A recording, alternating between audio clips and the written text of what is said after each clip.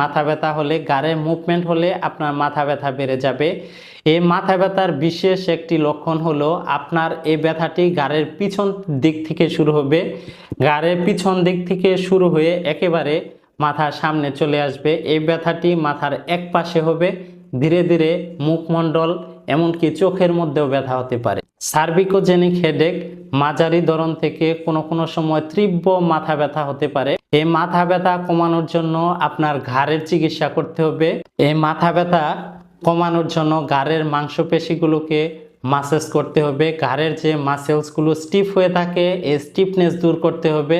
প্রিয় দর্শক, এই সার্ভিকোজেনিক হেডেক দূর করার জন্য ঘাড়ের যে মাংসপেশিগুলো স্টিফনেস হয়ে থাকে, ঘাড়ের যে হাড়গুলো, এই হাড়গুলো রেঞ্জ অফ মোশন কমে যায়, এগুলোকে বাড়াতে হবে।